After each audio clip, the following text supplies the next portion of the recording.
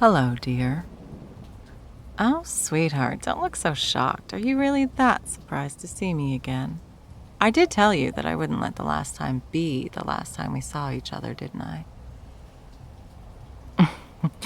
You didn't expect the next time to be finding me inside your locked apartment? Well, that's really your fault for underestimating me, isn't it?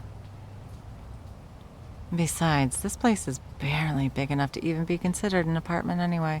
One room, no window, single bed, 30 square feet. Sweetheart, you live in a walk-in closet somebody shoved a cot and a shitty set of plastic drawers into. Honestly, I have no idea why you stay here. Yes, I'm aware you don't make enough to afford anywhere else. Honestly, with you refusing to get any implants, not even a standard neural uplink, you're lucky you can even afford this postage stamp apartment on a salary entirely composed of non-digital, real-world work. But that's not what I meant, and you know it. I could have gotten you out of this place years ago, put you up in a penthouse uptown, moved you to a cabin out in one of those nature conservation parks, even could have gotten you a slightly less shitty place to stay here in the slums, and could have even moved you in with me. But no, you'd rather stay here, in this shithole, barely putting together enough credits to keep up rent on your stupid little hovel and keep the minimum payments up on your debts. Oh, right, I forgot. At least you're doing it all on your own. At least you have your freedom. Wires and circuits, you sound like such a self-righteous prick. Are you really going to give me another big speech about how you're not going to buckle under the pressure the Corpos put on you poor little slum rats? Are you going to go on and on about rebelling one day at a time by surviving? Do you really believe that scrap shit, sweetheart? You are starving. You barely have enough money to afford those tasteless tubes of nutrient paste that stop you from just barely collapsing from malnutrition. You're suffering under a mountain of debt so huge that taking it on would probably bankrupt one of my smaller subsidiaries. You live in an apartment smaller than most public bathroom stalls. You are working yourself to the bone every day and every night for a pittance, a scrap of what your effort and time are worth, and you take some kind of sick pride in that. You used to have dreams, sweetheart. Hell, I can see those ancient posters on your walls and hollow books scattered across your floor. You clearly still do. And yet you claim you're content with this disappointing lot you've ended up with. You're really content with this shithole your life is. Really. When you know that all it would take is a single phone call, a single word to me, and you could have literally everything you've ever wanted, that every dream you've ever had could be within your reach. Or even without my help, that you could have even a slightly better life by not being a stubborn prick, getting a neural link, and finally loading into the virtual sphere. Right. You don't want any help from a filthy corpo, especially the head of one of the biggest and most important megacores in the world. No, letting someone like that help you would be worse than dying, wouldn't it? And of course, the neural links are all going to kill or control all those who disobey or rebel against the cores. It's not like we've had them for generations without any problems or anything. I swear, your damn pride and principles are going to get you killed one of these days, sweetheart. Huh? No, that wasn't a threat, honey. You'll know when I'm threatening you. For instance, this is me threatening you. Sounds like you've got mail, sweetheart. Maybe you should check your wrist computer. See what somebody sent you. It might be important. Oh, sweetheart, what does it say?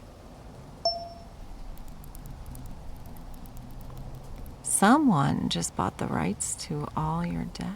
The millions of credit debt your deadbeat parents saddled you with when they died, and they're demanding payment all at once? Well, there's absolutely no way you could possibly afford to pay all of that. Not even if you sold everything you own could you pay all of that back. And that means, as per those fancy little debt collection laws that our perfect little government passed so many years ago, that they can take just about anything from you until it gets paid back in full.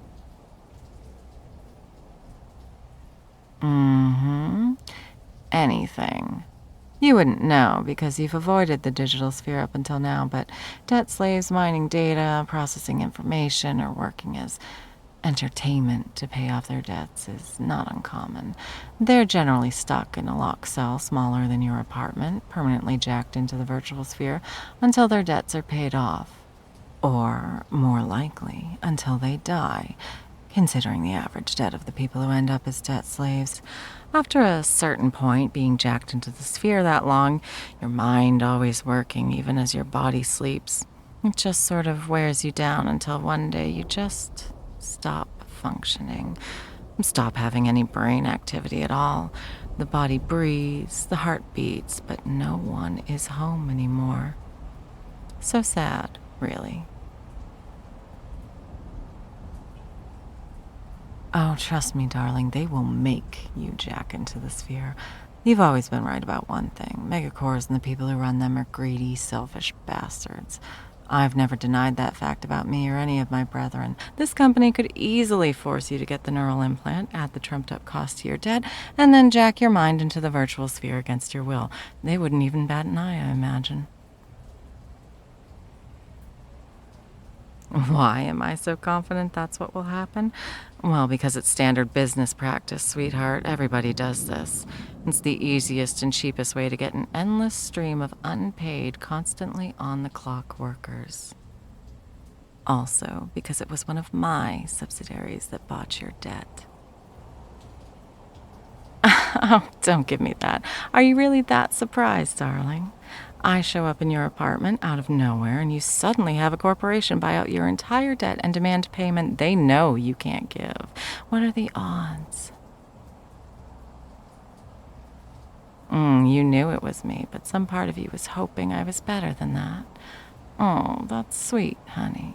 And I can understand why. I was always very sweet and kind to you when we were dating. But that was when you were giving me what I wanted, sweetie, when we were still dating, when we were still in love. But we're not dating anymore. What do I want? Maybe I just want to punish you for breaking my heart by sending you to work yourself to death in a virtual mine somewhere. Did you ever think of that? You're right, not my style. See, you still know me so well. But no, that isn't what I'm doing here. For you, I'm willing to be lenient about how I collect what you owe me. Very, very lenient. I'll forgive your debt, all of it, every last credit, so long as you do just 2 very easy, very small tasks for me. I'm so glad you asked. First, I want what you offered me the day before you dumped me. I said yes, I accepted it. I wanted it. And you had the audacity to withhold it from me. I want it, and you will give it to me. And second, well, for my second condition, all you'll need to do is sign a little document. Just a teeny tiny little contract. We'll get to that in a second, though, sweetie. For now, I want you to get what you owe me. I know it should still be in that beaten-up old plastic set of drawers by your bed.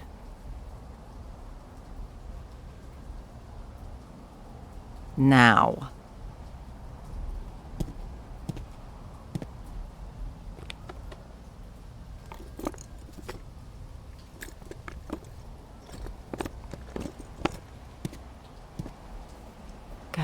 Good. This box is just as humble and just as beautiful as I remember, with its soft faux black velvet and brass hinges. Open it, sweetheart. Let me see my prize. You know, I'll always be mesmerized by how gorgeous it is. The stones might not be the most valuable in the world, and the setting is silver and not gold or platinum, but whoever made this ring really knew what they were doing. This was originally your great-great-grandmother's engagement ring, right? And then your great-grandmother's, and then your grandmother's, and then your mother's. And now, it's mine. Oh yes, it is mine. It, and all of the implications and responsibilities that come with it. Unless you want to go to the data mine and work until your pretty little mind gives out from the strain. Yeah, that's what I thought. Honestly, I don't know why the idea upsets you so much. It's not like you don't still love me, sweetheart. We both know you didn't end it over a lack of feelings.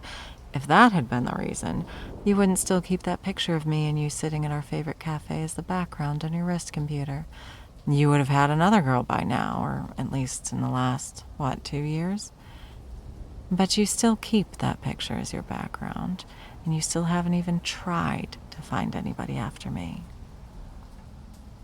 Actually, I'll take that back. I know exactly what about the idea upsets you. I just don't understand why your stupid reason would upset anyone as much as it does you. I remember it all like it was just yesterday. I'd come to visit you, like I tried to do at least twice a week back then, still disguised as just another slum rat. I remember how nervous and excited you looked when you told me you had an important question to ask me. And how surprised I was when you got down on one knee. I had honestly never expected you to propose, but then again, I never thought I'd fall for a man from the slums on those days I enjoyed walking around incognito, either. I wanted to say yes right then and there. I almost did. I almost just took that ring right then and there, damn the consequences. But I loved you. I really, truly loved you. I still do. And I didn't want to start our forever together with any lies between us. Because up to that point, you still didn't know who I was. You thought I was a poor girl from the slums, same as you, just barely scraping by. And I'd done a damn good job of hiding the truth from you. I remember I even got a minimum wage job just so you'd have a place to run into me at work to sell the disguise. But if we were going to get married, you needed to know. Not just that I had lied about who I really was, but that besides my name and my occupation, nothing else was a lie. That the woman you fell for was real. That my love for you was real. I came by the next day and told you that yes, I would marry you, but that you needed to know something about me first. I expected you'd be frustrated and upset. I expected some screaming, some crying. Maybe you would break down in my arms before you finally settled down and let me explain, before you'd finally come around. I'll never understand why you snatched back your ring so swiftly, why the idea that the woman you loved, that you loved so much that you wanted her to have the most valuable and sentimental heirloom that your family left, that she was richer than you'd first thought was so awful that you had to immediately cut all ties with her. It's not like you asked me to have time to process things or said you needed to retract your proposal and just continue dating me for a while until you felt comfortable with the idea of marriage again. I would have understood either of those. I would have accepted either of those reactions, but you didn't do any of that. You weren't reasonable in the way you reacted to me. You snatched that ring back like I was evil incarnate and screamed at me to get the hell out of your apartment. Wires and circuits, love. I thought you might actually hurt me, the way you were screaming and glaring at me. Oh, out of everything I've said, every blatant and thinly veiled accusation I've thrown at you, and I finally found something that makes you protest? Tell me, sweeting, what did I get wrong there,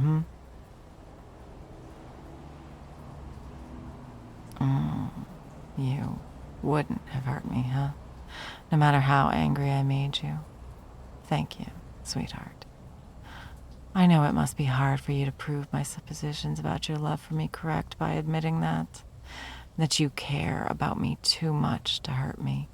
I appreciate the honesty and effort that took. I really did mean that I wanted you to give me the ring and everything that comes with it.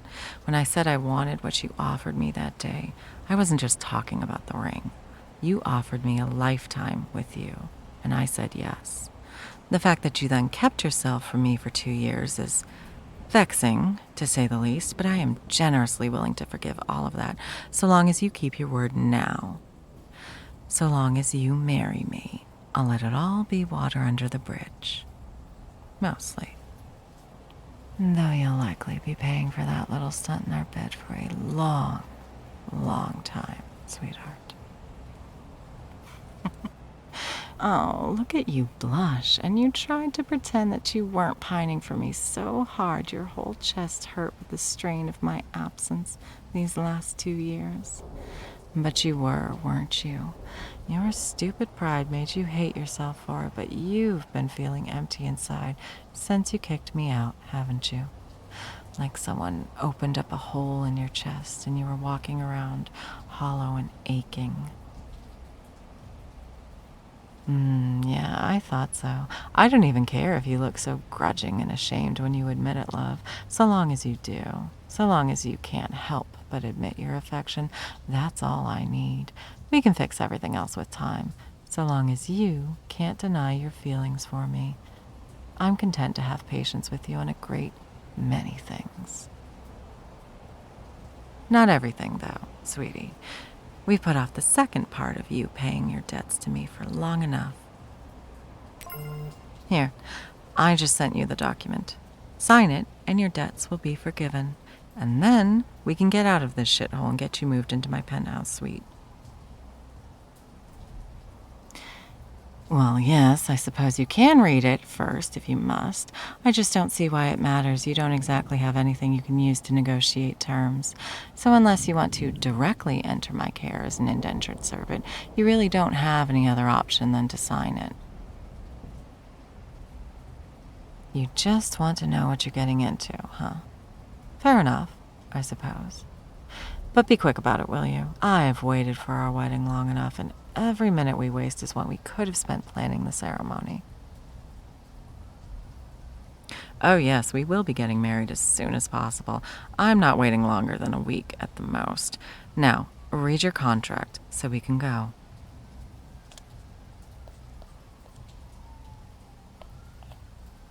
Is every clause really necessary? You bet your cute little butt they are. I picked out every single aspect of this to counter or account for every problem you are going to have adjusting to this, to our marriage and everything that will be changing in your life. It's not just written to punish you if you act like a brat, or restrict you from putting us in another situation like the one you caused 2 years ago. It's also designed to help you adjust to these changes, help you to be the happiest you can be. Go ahead. I can see it in your eyes that you've got questions about some of these. Ask away. How did I know you'd start with that one? Yes, sweetie, you're getting a neural uplink installed. It will be the least invasive, least advanced, and safest model on the market. It doesn't even have to connect to the internet wirelessly. It can have an extendable ether cable or a port, a tracker, an identification beacon, and nothing else. But you will absolutely be getting one. Mainly because it's the easiest and most reliable way to track and identify you. I love you, sweetheart, but I don't trust you not to try and run away. At least at first, before you've settled in and realized that this is what's best for you. Why the Ethernet hookup? Because if you have the hardware, you might as well finally play all those games I know you've always wanted to try, but were too scared to get the neural uplink for. Plus, there's some kinds of fun we can only have in the sphere, sweetheart. I don't think I'll ever get tired of seeing you blush, sweetie. Do you have anything else to ask about? A few? All right, let's hear them. We've got time for a few more.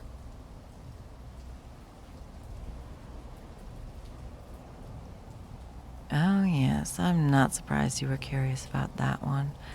That clause signs away your right to ever find gainful employment for anyone but me or my company ever again. Once you sign this, your name will literally get flagged as blacklisted on any job application anywhere in the world. Cops might actually show up if you try to go in for an interview. I feel like the purpose of this one is pretty obvious, but I'll spell it out for you anyway. You work too damn hard. And I have zero confidence that you won't try to carry your own weight in our relationship by working a job that will pull in a paycheck that is less than a grain of sand on the desert that is my fortune. I don't want to lose precious time I could be spending with you just because of your guilt and whatever weird complex you have about money. From now on, you will spend your time with me or working on your passions and dreams.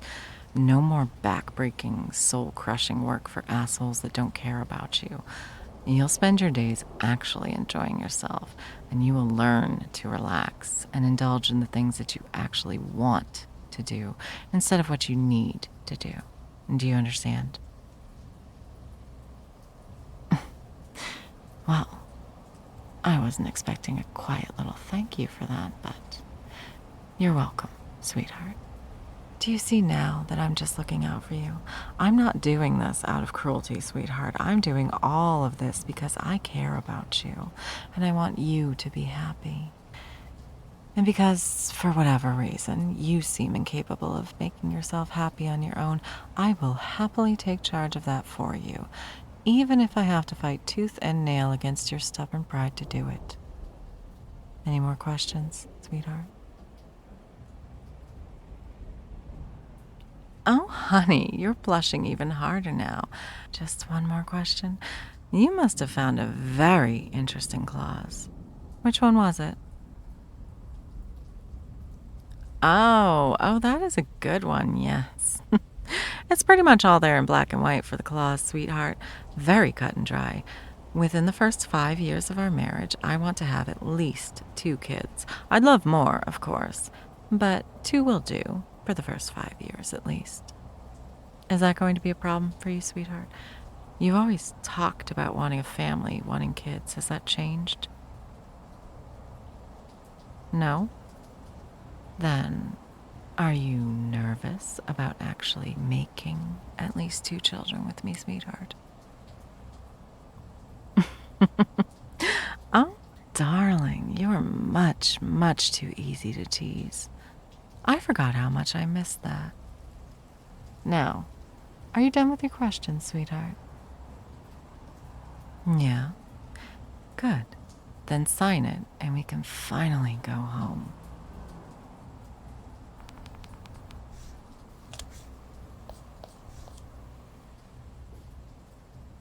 There we go, sweetie.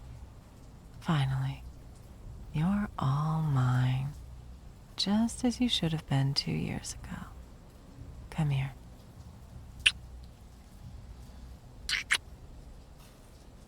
Goodness, I forgot how much I missed every little thing about you.